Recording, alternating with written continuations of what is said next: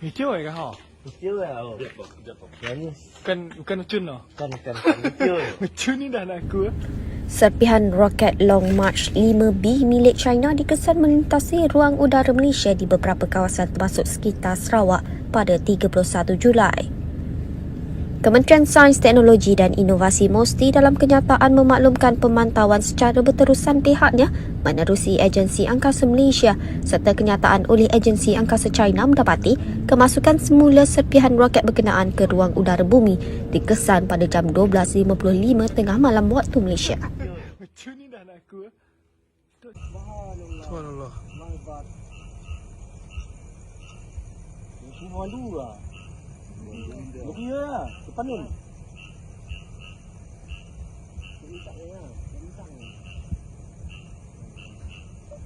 Belum rakam ke dia?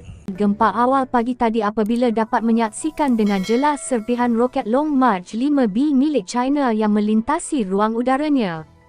Proses re-entry serpihan roket ini dapat dilihat sekitar jam 12.50 pagi dan sempat dirakamkan dan dikongsi beberapa pengguna media sosial yang kemudiannya menjadi tular.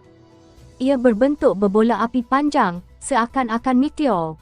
Agensi Angkasa Negara yang dikatakan boleh menimbulkan kebimbangan dunia. Serpihan roket angkasa lepas China dijangka terempas ke bumi dalam tempoh beberapa hari akan datang. Pertubuhan angkasa yang dibayai Amerika Syarikat Aerospace Corporation memaklumkan ia serpihan berpotensi yang boleh menimpa kawasan yang luas di seluruh dunia.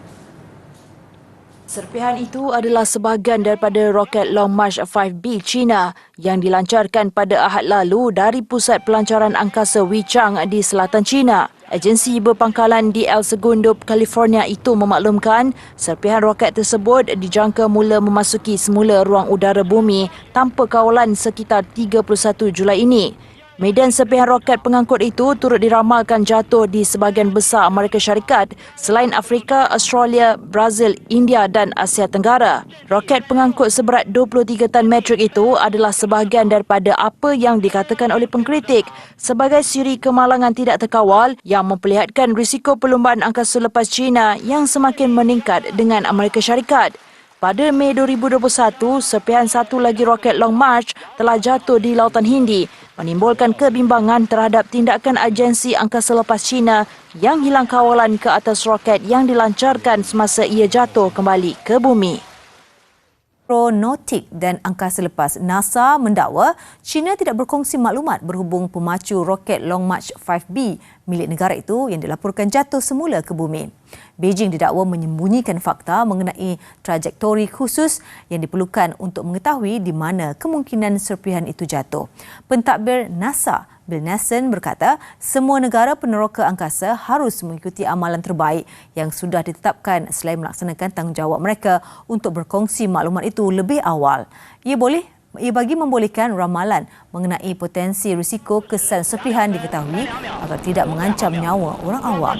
Tindakan itu katanya adalah penting untuk memastikan kegairahan berlumba meneroka angkasa lepas tidak mengabaikan aspek keselamatan orang di bumi. Sementara itu, pihak kedutaan China di Washington belum memberi sebarang komen walaupun pada awal minggu ini China berjanji akan menjejaki serpihan roket itu dengan teliti.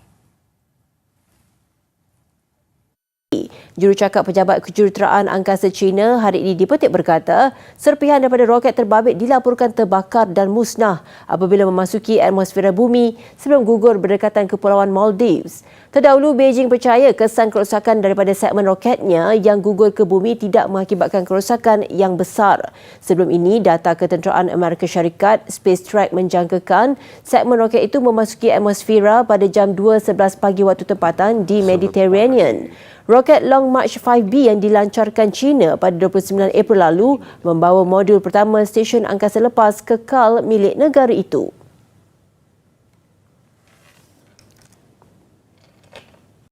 The Malaysian Space Agency, MISA, says China's Long March 5B rocket debris, which is expected to re-enter Earth's atmosphere, is unlikely to land in Malaysia. The agency said re-entry is expected between July 30th and August 1st, with parts of the rocket currently orbiting near the re-entry zone. Today, however, due to the last minutes, the Chinese rocket began to benefit from using the Kuching city. This incoming video from Kuching shows that China's Long March 5B rocket could test the Earth's atmosphere.